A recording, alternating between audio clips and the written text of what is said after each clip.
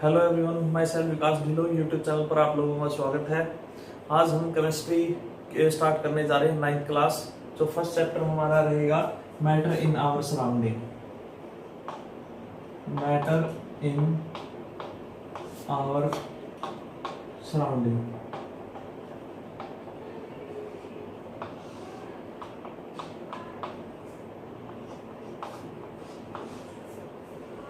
हमारे आसपास जो मैटर है, पदार्थ है, मैटर जिसको हम कोई ऑब्जेक्ट बोल सकते हैं, जिसको सब्जेक्ट बोल सकते हैं, जिसको हिंदी में अगर बात करें तो पदार्थ बोल देते हैं।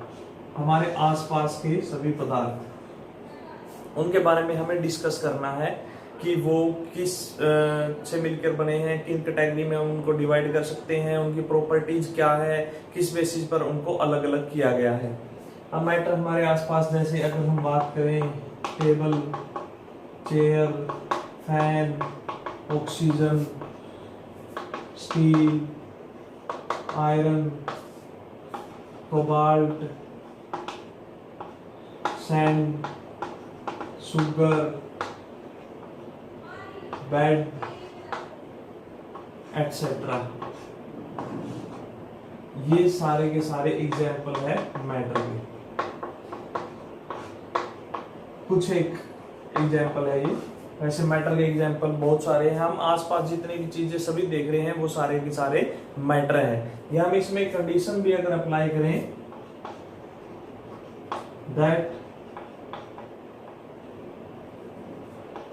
ऑक्यूपाई स्पेस एंड हैव मास, जो जगह घेरते हो और जिनका कुछ मास हो उनको मैटर बोलते हैं। या हम यहाँ ये भी कह सकते हैं that have volume and mass, जिनका वॉल्यूम हो और जिनका मास हो हम उनको मैटर बोलते हैं। क्लियर? यानी मैटर के बारे में एक सिंपल सी डेफिनेशन हमें देनी है कि मैटर वो है जिसको जो जगह घेरते हैं, जिनका मास होता है, या जो वॉल्यूम ऑक्यूपाई करते हैं, जिनका मास होता है, उनको मैटर कहा जाता है। हमारे सराउंडिंग में आसपास जो हमें चीजें जितनी भी दिखाई दे रही है उनको मैटर बोला जाता है। या देखो, साइंस की जो ब्रांच है वो हर एक हमारे आसपास जितने भी मटेरियल है अपनी इजीनेस के लिए उसके अकॉर्डिंग उसको डिवाइड करते हैं। क्लियर? जैसे कि अगर हम बात करें कि मैटर की फिजिक्स के बेसिस पर मैटर की बात करें तो that can be measure directly और इनडायरेक्टली, जिसको हम माप सकते हैं, डायरेक्टली मापे या इनडायरेक्टली मापे, हम उसको मैटर बोलते हैं। वो फिजिक्स के बेसिस के अंडर में आता है। अगर केमिस्ट्री के बेसिस पे अंडर में हमने पढ़ा है कि मैटर जिसका मास है और जो वॉल्यूम ऑक्यूपाई करता है या जो स्पेस ऑक्यूपाई करता है उसको हम मैटर बोलते हैं। अब यहाँ पर केमिस्ट्री के बेसिस पर मैटर में हम ये भी डाल सकते हैं दैट कैन बी मेजर, जिसको हम माप सकते हैं। अब मापने का मतलब है कि हम उसको कैसे भी कैटेगराइज कर सकते हैं, वो मैटर होते हैं। क्लियर? अब जो इंडियन फिलोसफर्स थे एसेंस्टाइन के, उन्होंने मैटर को क्लासिफाई किया है कि मैटर 5 एलिमेंट से मिलकर बने हैं: air, water, sky, fire and earth. That are known as the 5 elements, जिसको बोला जाता है पंच तत्व। कि मैटर 5 तत्वों से मिलकर बने हैं, ये एसेंट फिलोसफर ने डिफाइन किया था। देखो, कई बार जैसे कई फीलिंग्स, एंगर, लव, अफेक्शन, ये इस तरह की जितनी भी कैटेगरीज आती है इनको मैटर के अंदर कैटेगराइज नहीं किया जाता। इनका लाइफ के अंदर बहुत ज्यादा रोल है, लेकिन हम इनको मैटर के अंदर करेक्टाइज नहीं करते। वो क्लियर। ये जितने भी हमारे बॉडी के अंदर फीलिंग्स होती है, एंगर होता है, अफेक्शन होता है, इस टाइप से इन सभी को मैटर के अंदर इंक्लूड नहीं किया जाता। एक क्वेश्चन बनता है इसके ऊपर कई बार बेसिस पे कि स्मेल को मैटर के अंदर इंक्लूड करेंगे या नहीं करेंगे। वो हम एक बार मैटर के बारे में डिस्कस करते हैं, उसके बाद स्मेल के बारे में डिस्कस करेंगे कि उसको मैटर के अंदर डिस्कस किया जाता है या नहीं किया जाता है। अब हम बात करते हैं मैटर को क्लासिफाई करने की, मैटर को डिस्ट्रीब्यूट करने की। हमारे आसपास जितनी भी चीजें हैं हम उनको डिस्ट्रीब्यूट कर रहे हैं उनकी प्रॉपर्टी के बेसिस पर। तो यहाँ पर हमने जो एसेट इंडियन फिलोसफर थे उन्होंने बताया कि जितने भी एलिमेंट्स हमारे जितने भी मैटर हमारे आसपास है वो सारे सिर्फ इन 5 एलिमेंट से मिलकर ही बने हैं। पंच तत्व जिनको बोला जाता है यहीं से बनते हैं और लास्ट में यही मिल जाते हैं। वो एसेंट थ्योरी थी, थ्योरी तो वो ठीक थी बट इतना एक्सपेंड नहीं कर सकती थी वो चीजों को। अभी जो बाद में थ्योरी आई है वो मैटर को क्लासिफाई करती है 2 प्रॉपर्टी के बेसिस पर। फर्स्ट वन फिजिकली और सेकेंड वन केमिकली। कि एक तो ऑब्जेक्ट की स्ट्रक्चर वाइज बाहर से देखने से हमें कैसा लगता है इसलिए उनको डिस्ट्रीब्यूट कर दिया गया है। एक उनकी अगर हम केमिकल रिएक्शंस करवाएं तब वो कैसे उनको कैरेक्टराइज कर दिया गया है। हो सकता है देखो वैसे तो फिजिकल प्रॉपर्टी के बेसिस पर सॉलिड लिक्विड अलग अलग होते हैं, लेकिन केमिकल प्रॉपर्टी के बेसिस पे हो सकता है कोई लिक्विड सॉलिड की तरह अपनी कैरेक्टरिस्टिक शो कर सकता हो, कोई गैस लिक्विड की तरह कैरेक्टरिस्टिक शो कर सकती हो, तो उसके बेसिस पे भी उनको अलग अलग डिस्ट्रीब्यूट किया गया है। तो फिजिकल प्रॉपर्टी के बेसिस पर मैटर को डिवाइड किया गया 3 कैटेगरी के अंदर, solid, liquid and gases that are a physical property।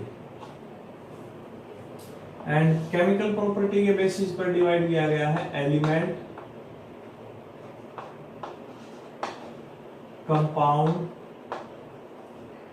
And mixture.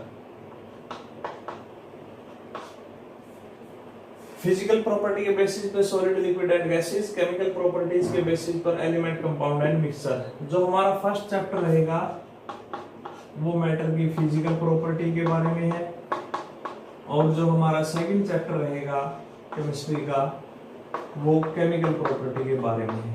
यानी अब हम फिजिकल प्रॉपर्टी के बारे में यहाँ डिस्क्राइब करने जा रहे हैं। मेन हम सॉलिड, लिक्विड और गैसेस को डिस्क्राइब करेंगे। फिजिकल प्रॉपर्टी, अब जो मैटर है जिसको हम बाहर से देखते हैं, जैसे बायो के अंदर हमने पढ़ा है कि कोई भी मटेरियल है वो सेल से मिलकर बना है। केमिस्ट्री में हम पढ़ते हैं कि वो एटम से मिलकर बना है, एटम या एलिमेंट से मिलकर बना है। तो बेसिक जो सबसे लेटेस्ट या सबसे लिस्ट जो यूनिट होती है वो एटम होती है। एटम से मिलकर कोई मैटर बनते हैं। अब एटम को हम देख नहीं सकते नेक्ड आई से, इसको देखने के लिए हमें हाई पावर माइक्रोस्कोप, इससे भी कई बार हम नहीं देख सकते तो हमें इलेक्ट्रॉन माइक्रोस्कोप की यहाँ जरूरत रहती है। इलेक्ट्रॉन माइक्रोस्कोप, इलेक्ट्रॉन माइक्रोस्कोप से हम किसी मैटर की इंटरनल स्ट्रक्चर को देख सकते हैं। इंटरनल स्ट्रक्चर, अब कोई भी मैटर एटम से मिलकर बना है ये हम कुछ एक्सपेरिमेंट से प्रूव कर सकते हैं। वैसे तो देखो इलेक्ट्रॉन माइक्रोस्कोप तो हमारे पास है नहीं और इलेक्ट्रॉन माइक्रोस्कोप भी नहीं है, इवन स्कूल लैब में भी इलेक्ट्रॉन माइक्रोस्कोप नहीं मिलेगा, तो हम इस बात को प्रूव नहीं कर सकते हैं कि मैटर एटम से मिलकर बने हैं, या हम ये कहें कि जो मैटर है वो स्मॉल पार्टिकल से मिलकर बने हैं। लेकिन कुछ ना कुछ ऐसा एविडेंस तो हमें देना है जिससे ये बात साबित हो सके कि जो मैटर है वो छोटे छोटे पार्टिकल से मिलकर बने हैं। अब साइंटिस्ट ने ये बात को प्रूव किया है कि उन्होंने बताया है कि हर जगह हम इलेक्ट्रॉन माइक्रोस्कोप का यूज नहीं कर सकते और ना ही आप लोगों को इस बात का प्रमाण दे सकते और ना ही सबको इलेक्ट्रॉन माइक्रोस्कोप से हम दिखा सकते। तो हम कुछ एक ऐसे एक्सपेरिमेंट करते हैं फिजिकली जिससे ये बात साबित हो सकती है कि जो मैटर है वो छोटे छोटे पार्टिकल्स यानी एटम से मिलकर बना है और वो सारे के सारे मोशन में है रैंडमली। अब एक आइडिया के अकॉर्डिंग अगर हम 1 ड्रॉप ऑफ वाटर की बात करें, 1 ड्रॉप ऑफ वाटर, अगर एक पानी की बूंद की बात की जाए तो उसके अंदर अप्रोक्सीमेटली 10⁻21 नंबर ऑफ एटम्स हो सकते हैं। तो इससे एक अंदाजा लगाया जा सकता है कि एटम का साइज कितना छोटा होगा। एक बूंद पानी की अंदर 10⁻21 यानी 1 2 3 4 5 6 7 8 9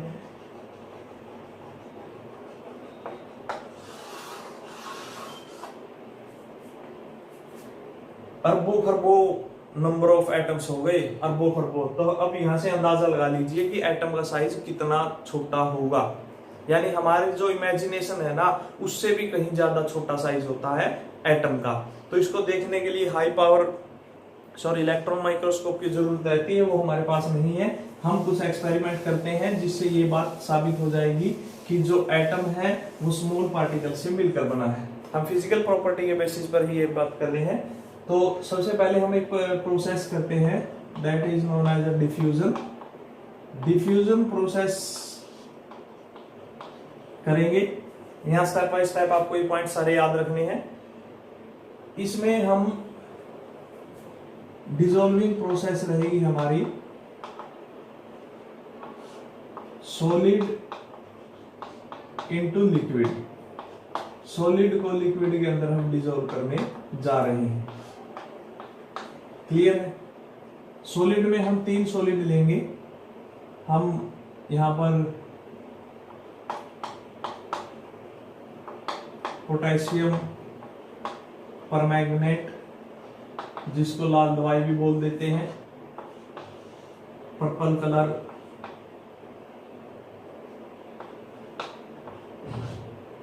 शुगर भी ले सकते हैं, और यहां पर साल्ट भी ले सकते हैं। लेकिन बेस्ट हमारा रहेगा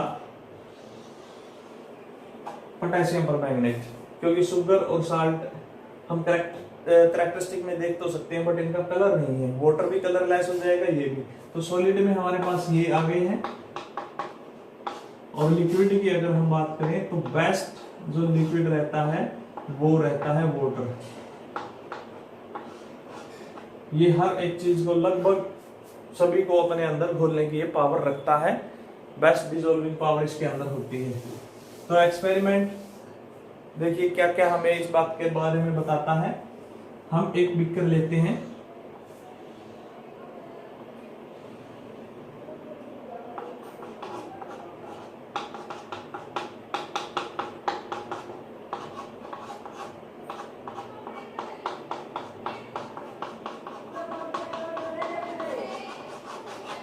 ये वाटर, इसके अंदर हमने एक क्रिस्टल डाल दिया पोटेशियम परमैंगनेट का। क्रिस्टल मतलब एक छोटा टुकड़ा, एक सॉलिड शेप। इसको हमने कुछ टाइम के लिए ऐसे ही रख दिया। कुछ टाइम के बाद हम देखते हैं ये जो इसका पर्पल कलर है वो डिजोल्व होना स्टार्ट हो गया, और ये सारा लिक्विड कुछ टाइम के बाद पर्पल हो गया। यानी ये डिजोल्व होकर लेवल नहीं बढ़ा है वाटर का वॉल्यूम जितना था उतना ही है, बट ये जो जितना भी वाटर था वो सारा का सारा पर्पल कलर का हो गया। जो पहले सिर्फ एक क्रिस्टल का कलर था वो सारा कलर इस लिक्विड के अंदर फैल चुका है। अब यहां से 2 बातें प्रूव हो चुकी है। पहली, देखो क्रिस्टल के पार्टिकल पूरे वाटर के अंदर फैल गए, इसका मतलब उनका साइज बहुत छोटा है। वाटर दिखाई नहीं दे रहा है क्योंकि वो कलरलेस है, वो भी है। मतलब यहाँ पर फर्स्ट केस तो ये प्रूव हो गया कि वाटर है ना, उसके अंदर पार्टिकल्स के बीच में पार्टिकल्स हैं, बहुत सारे हैं, और उनके बीच में स्पेस भी है, और वो मोशन में भी है। क्लियर? वाटर के पार्टिकल्स बहुत सारे हैं, सबके बीच में खाली जगह भी है, वो उससे पता लगा क्योंकि वॉल्यूम नहीं बढ़ा, और सभी मोशन में है। अब मोशन का आइडिया कहां से आया? वैसे तो ये साइंटिस्ट ने बताया है कि पार्टिकल सारे रैंडमली मोशन में है। मोशन का आइडिया कहां से आया? देखो फिजिक्स के अंदर हमने पढ़ा है, कोई भी अगर डिस्टेंस को कवर करता है तो इसका मतलब है उसके पास मोशन है, और मोशन की वजह होती है फोर्स, और वो फोर्स कहां से आया? कोलिजन से। अब वो कोलिजन कहां से होगा? कोलिजन होगा पार्टिकल टू पार्टिकल।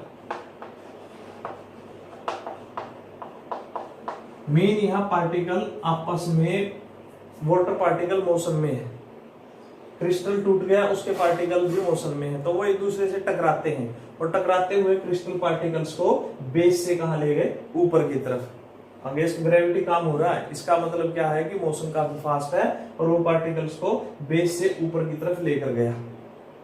क्लियर? तो यहां से ये बात प्रूव हो चुकी है कि वो छोटा सा क्रिस्टल इस पूरे वॉल्यूम के अंदर डिसॉल्व हो चुका है, मतलब वो किसी एक सिंगल पार्टिकल से तो बना नहीं है। उसकी मान लीजिए कोई चीज टूटती है, टूटने का मतलब क्या है कि वो किसी छोटी चीज से मिलकर बनी हुई है।